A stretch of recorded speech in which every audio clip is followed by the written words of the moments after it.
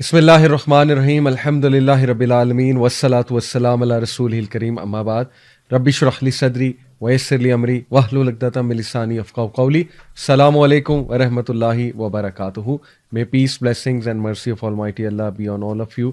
آپ کو پتہ ہے کہ سورہ کہف کی اتنی امپورٹنس ہے کہ اللہ کے نبی صلی اللہ علیہ وسلم نے ہماری توجہ اس طرف دلوائی اور ہمیں تلقین کی کہ سورہ کہف کی جو پہلی 10 آیات ہیں اور ایک اور روایت میں آخری 10 روایات کا بھی ذکر آتا ہے کہ جو بھی ان کو میمورائز کرے گا وہ فتنہ دجال سے بچے گا، جو کہ دنیا میں سب سے بڑا آنے والا ایک فتنہ ہے. اور اس کے علاوہ سورہ کہف کی ویسے بھی بہت امپورٹنس ہے، اس کو ہر جمعے کے جمعے پڑھنے کی تلقین کی گئی ہے. اور سورہ کہف کو سمجھنا بہت ضروری ہے، اس کی تھیم کو سمجھنا بہت ضروری ہے، کیونکہ یہ ایک اینٹی ڈوٹ ہے. یہ اینٹی ڈوٹ ہے فتنے کے دور میں فتنوں سے بچنے کے لیے، اور اس میں پراپر گائیڈ لائنز ہیں اس کی سٹوریز میں، اس کی تمام آیات میں. چونکہ اس میں 4 سٹوریز جو ہیں وہ ڈسکس ہوئی ہیں، اور آپ کو پتہ ہے کہ پہلی سٹوری اصحاب کہف کی ہے، دوسری سٹوری جو ہے وہ 2 ایسے لوگوں کی ہے جن کے گارڈنز تھے، ان میں سے ایک متکبر ہو گیا، پرائڈ میں مارا گیا، دوسرا جو ہے وہ ہمبل تھا. So basically the story of man of 2 gardens.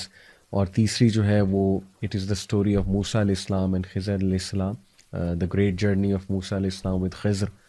اور جو 4 سٹوری آف ذوالقرنین کی ہے اس میں یاجوج ماجوج کا بھی تذکرہ ہے. تو بڑی انٹرسٹنگ یہ سٹوریز ہیں، اور ہر سٹوری میں ایک منفرد لیسن ہمیں ملتا ہے، اور ہر لیسن کا تعلق جو ہے وہ فتنے کے دور میں جو میں سمجھتا ہوں انٹلیکچوئل چیلنجز آئیں گے مسلمانوں کو، سائیکلوجیکل چیلنجز آئیں گے، ایون جو فزیکل چیلنجز آئیں گے، ان سب کو سامنے رکھتے ہوئے الحمدللہ ہمارے لیے گائیڈ لائنز موجود ہیں. تو اس سے پہلے ہم سورت کا آغاز کریں، میں اس کے کچھ ورچوز اور اس کے کچھ فضائل آپ کے سامنے رکھتا ہوں. کچھ احادیث ہیں. سب سے پہلے یہ الدارمی کی حدیث ہے اور صحیح حدیث ہے، صحیح الجامع میں بھی مینشنڈ ہے.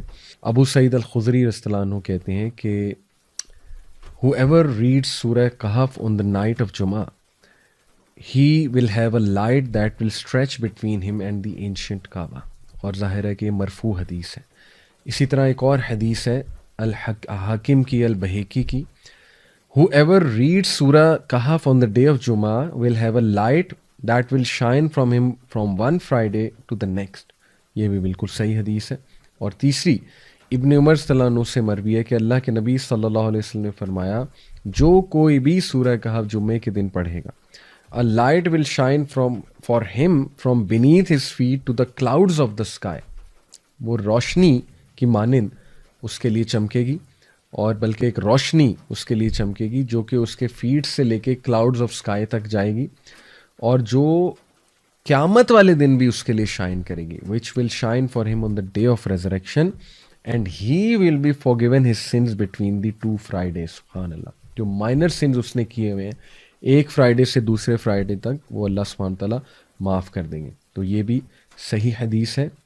اور اس کے علاوہ اس کی امپورٹنس ابو درداء صلی اللہ عنہ سے مروی ہے، صحیح مسلم کی حدیث ہے کہ اللہ کے نبی صلی اللہ علیہ وسلم نے فرمایا، whoever memorizes 10 verses from the beginning of سورہ کہف will be immune to the false messiah. اور ایک اور روایت میں لاسٹ 10 ورسز کا بھی ذکر آتا ہے.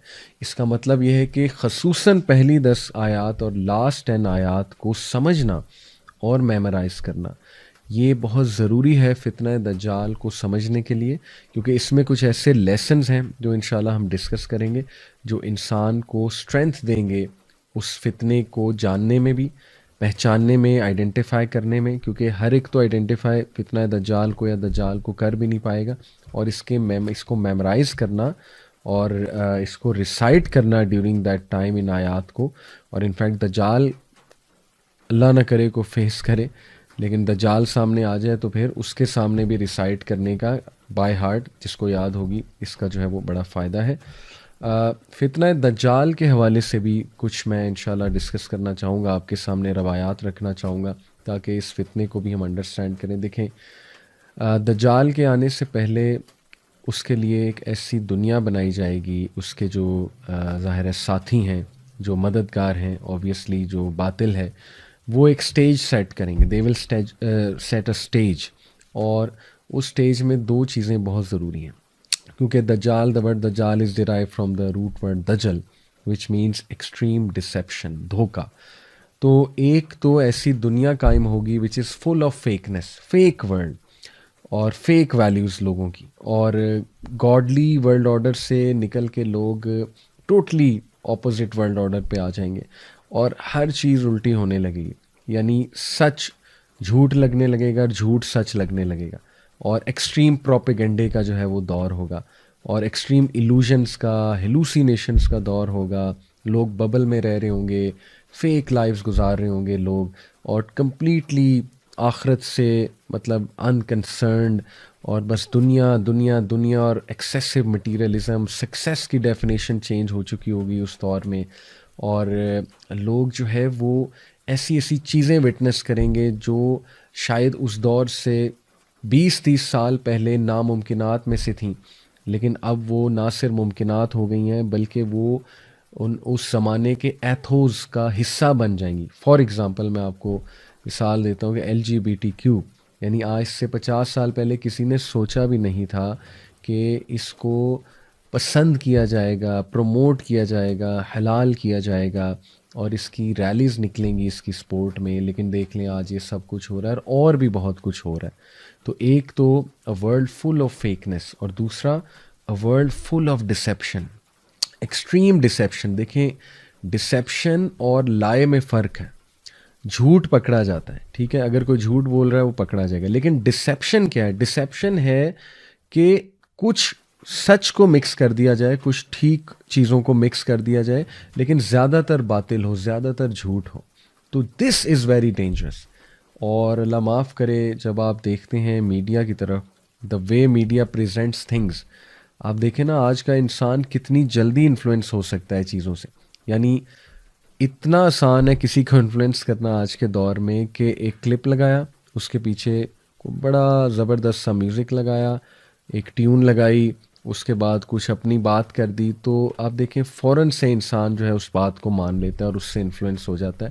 تو ثابت یہ ہوا کہ اتنا ہیویلی ڈپینڈنٹ اور ریلائنٹ ہو جائے گا اس دور کا انسان ان چیزوں پہ, مٹیریلسٹک چیزوں پہ, کہ جب دجال آئے گا تو اس کے ہاتھ میں تو جنت دوزخ ہوگی. اللہ کے نبی صلی اللہ علیہ وسلم نے فرمایا ویدر کو کنٹرول کرنے کا اس کے پاس کوئی ٹیکنالوجی یا جو بھی ذریعہ ہوگا, اسی طرح اس کے پاس دلائل ایسے ہوں گے کہ اللہ کے نبی صلی اللہ علیہ وسلم نے فرمایا ایک بہت بڑا پکا مومن اس کے سامنے آئے گا, اور وہ اس کے سامنے دلائل رکھے گا دجال اپنے, تو that person will be convinced. تو یہ اس لیول کا فتنہ ہے کہ اللہ کے نبی صلی اللہ علیہ وسلم نے فرمایا کہ فلی, بھاگ جانا, جب تم دجال کو دیکھو تو بھاگ جانا, اسے فیس نہ کرنا, اس کے فتنے کو بھی فیس نہ کرنا. اور اس سے پناہ مانگنے کے لیے اللہ کے نبی صلی اللہ علیہ وسلم نے یہ دعا سکھائی جو ہر نماز میں پڑھنی چاہیے. اللہم انی اعوذ بک من عذاب جہنم ومن عذاب القبر ومن فتنۃ المحیاء والممات ومن شر فتنۃ المسیح الدجال. یہ دعا آپ کو حسن المسلم ایپ ہے اس میں بھی مل جائے گی, اور ویسے بھی مل جائے گی, دعا فرام پروٹیکشن آف دجال, گوگل پہ آپ سرچ کریں گے. تو یہ ہے اس لیول کا فتنہ ہے کہ اللہ کے نبی نے ہر نماز میں سکھایا صحابہ کو کہ یہ دعا تم کرو ہر نماز میں درود ابراہیمی کے بعد. اور پھر دیکھیے دجال کے دور میں بیڈ اور اب normal will become normal and cool. وہ چیزیں جو اب نارمل تھیں وہ نارمل ہو جائیں گی, لوگوں کی روٹینز ٹوٹلی الٹی ہو جائیں گی, لوگ اتنا بے بس ہو جائیں گے کہ لوگ کو سمجھ ہی نہیں آئے گی کہ یہ جو پورا ایک سوسائٹی یا سویلائزیشن یا اسٹرکچر بن چکا ہے اس میں نیچرل وے آف لائف کے مطابق کیسے زندگی گزاری جائے. اور آج لوگ پریشان ہیں, لوگ کو سمجھ نہیں آ رہی کہ اس روٹین کا حصہ رہتے ہوئے, اس ماڈرن ورلڈ اور ماڈرنٹی کا حصہ رہتے ہوئے کس طرح ہم اسلامک ویلیوز کو لے کر چلیں. ٹھیک ہے, یہ ہے سب سے بگر چیلنج, اور اسی کو تو فتنہ کہتے ہیں کہ جب انسان کو سمجھ ہی نہیں آ رہی کہ میں نے کرنا کیا ہے. تو یہ ہمیں ان چیلنجز کے لیے ہمیں جو ہے وہ تیار رہنا چاہیے, مینٹلی اور فزیکلی انشاءاللہ ہمیں تیار رہنا چاہیے. اور ذرا ہم نوٹ کریں تو جتنی احادیث اللہ کے نبی صلی اللہ علیہ وسلم نے ہمیں بتائیں دجال کے حوالے سے, تو اس سے واضح یہ ہوتا ہے اور سمجھ یہ آتی ہے کہ نمبر 1 دجال کی ایک بہت پاورفل آرمی ہوگی اور اس کے ساتھی ہوں گے. ایسٹ سے وہ نمودار ہوگا, خراساں کے علاقے سے. آج کل کچھ لوگ خراساں کو پاکستان سے ریلیٹ کرتے ہیں, وہ کہتے ہیں کہ مدینہ میں کھڑے ہو کے نبی صلی اللہ علیہ وسلم نے 3 بار جو ہے انگلی ایسٹ کی طرف کی تو وہ عریبین سی کی طرف لوگ کچھ استدلال کرتے ہیں کہ وہ عریبین سی ہے یا سندھ کا علاقہ ہے، کیونکہ نبی صلی اللہ علیہ وسلم کے دور کا جو خراساں تھا اس میں سندھ بھی شامل تھا پاکستان کا بارڈرز میں، لیکن اس میں افغانستان کا علاقہ بھی شامل تھا، ایران کا بھی کچھ علاقہ شامل تھا.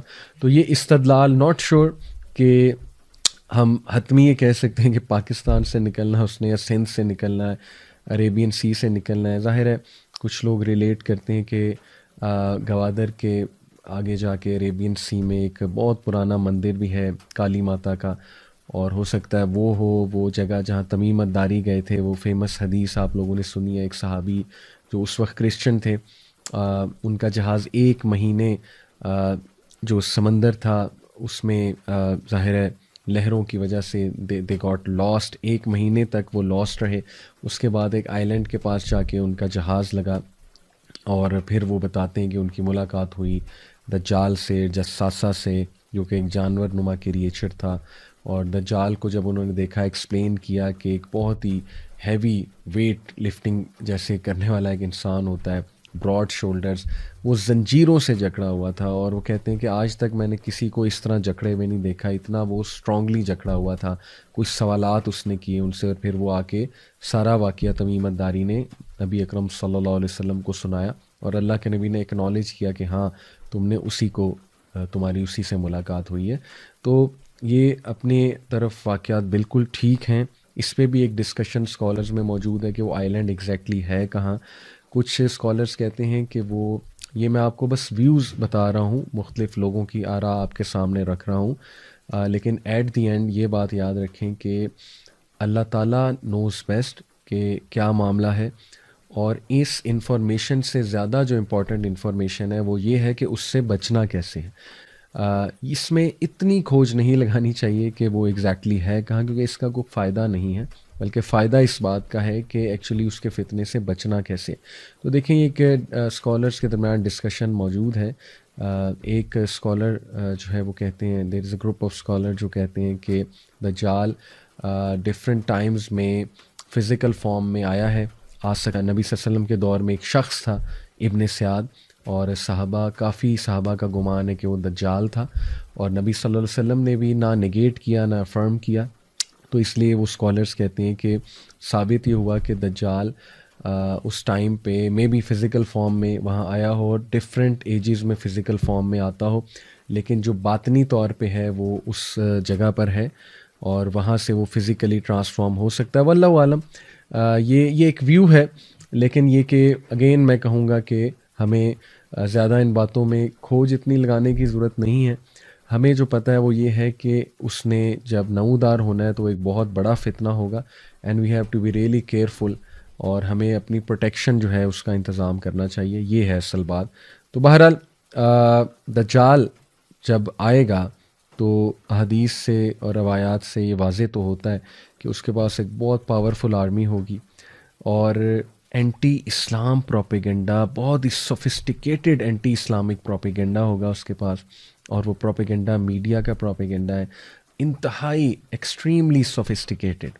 تو آج کے دور میں آپ دیکھیں کہ کتنے سوفسٹیکیٹڈ سسٹم ہے، algorithms, data analysis, data usage, اس کے بعد ہیکنگ، اس کے بعد جو ہے وہ ظاہر ہے آئی ٹی کی ایک دنیا، ٹینشن انجینئرز. پھر آپ دیکھیں کہ جیسے کمپنیز جو ہیں وہ کس سوفسٹیکیٹڈ انداز میں کمپیٹ کر رہی ہیں آپس میں، اور کس طرح سے لوگ انفلوئنس بھی ہوتے ہیں ان ساری چیزوں سے. پھر اے آئی کا دور آ رہا ہے، آرٹیفیشل انٹیلیجنس، جو کہ ایک نیکسٹ لیول میں سمجھتا ہوں فتنے کا دور آنے والا ہے. تو یہ صاف سمجھ آ رہی ہے کہ دجال کے آنے سے پہلے جو ایک سسٹم تیار ہوگا وہ سسٹم انتہائی سوفسٹیکیٹڈ پروپیگنڈا کا سسٹم ہوگا، کیونکہ پروپیگنڈا سے ڈسیپشن پھیلتی ہے بہت زیادہ. پھر ظاہر ہے کہ یہ جو سبحان اللہ ڈیزائرز کی دنیا کھڑی کر دی ہے ویسٹ نے، جس میں Hollywood, Bollywood, music industry, ٹھیک ہے، اتنی ڈسٹریکٹیو انڈسٹری ہے یہ کہ بڑا مشکل ہے ان چیزوں کو ریزسٹ کرنا. اور ایک انسان جو ہے وہ آہستہ آہستہ آہستہ آہستہ جو ہے وہ دین سے ہٹتا جاتا ہے، اپنے نیچرل ایک لائف سٹائل سے ہٹتا جاتا ہے، گاڈ کے ورلڈ آرڈر سے ہٹتا جاتا ہے، اور اسے پتہ بھی نہیں لگتا. اس طرح سے یہ چیزیں صراحت کرتی ہیں. اور پھر یہ بھی محسوس ہوتا ہے حدیث کی روشنی میں کہ اس کے پاس لیٹسٹ ٹیکنالوجیز بھی ہوں گی، بلکہ وہ اس کا ماسٹر ہوگا لیٹسٹ ٹیکنالوجیز کا. اور یہ بھی معلوم پڑتا ہے حدیث سے کہ اس کے پاس سیریمونیل بلیک میجک ہوگا، بہت امپورٹنٹ قسم کا. اور اس کے پاس شیاطین بھی ہوں گے، انفلوئنس اوور دا جن. دیکھیں نا، یہ بھی حقیقت ہے کہ جنات کا بھی ایک رول ہے. جنات میں جو برے جن ہیں، شیاطین ٹو بی اسپیسیفک، تو یہ محسوس ہوتا ہے حدیث کا مطالعہ کر کے کہ شیاطین اور بلیک میجک بھی ظاہر ہے اس کے پاس ہوں گے. اور یہ بھی بات پتہ لگتی ہے حدیث کی روشنی میں کہ ایمینس ویلتھ ہوگی اس کے پاس، بہت زیادہ ویلتھ ہوگی، گلیمر ہوگا. اور اس کے آنے سے پہلے کچھ ایونٹس ایسے ہوں گے جو میں آپ کو بتا دوں، جیسے کہ گلوبل فیمن آئے گا، 3 سال تک جو ہے وہ فیمن آئے گا، قحط سالی. اور اس دوران اللہ کے نبی صلی اللہ علیہ وسلم سے صحابہ نے پوچھا تھا نا کہ اگر ہم اس دوران ہوئے تو ہم کیا کھائیں پیئیں گے، ہماری خوراک کیا ہوگی؟ تو نبی صلی اللہ علیہ وسلم نے کہا تھا ذکر کرو، سبحان اللہ، الحمد للہ، اللہ اکبر، لا الہ الا اللہ. یہ جو ذکر ہے اسپیشلی، اس کا صحیح مسلم کی روایت سے ثابت ہے کہ یہ تمہیں کافی ہو جائے گا، یہ والا جو ذکر ہے. تو ذکر کے آپ دیکھیں فزیکل اینڈ اسپرچول بینیفٹس دونوں ہیں. تو دیکھیں یہ آلدو تھوڑا سا لوگ کہیں گے کانسپریسی تھیوری ہے، لیکن یہ بھی پتہ لگتا ہے کہ سیٹینک کلٹس یا جو اکلٹ ریلیجنز ہیں، جو اینشینٹ سمبلز آف آئیڈولیٹری پر چلنے والے ہیں، اور جو فری میسنس کے بارے میں الومیناٹی کا بھی بڑا تذکرہ ہوتا ہے.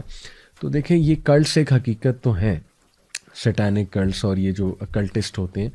تو یہ بھی ایسا لگتا ہے کہ وہ بھی اسی کی تیاری کے لیے لوگوں کی ذہن سازی کر رہے ہیں.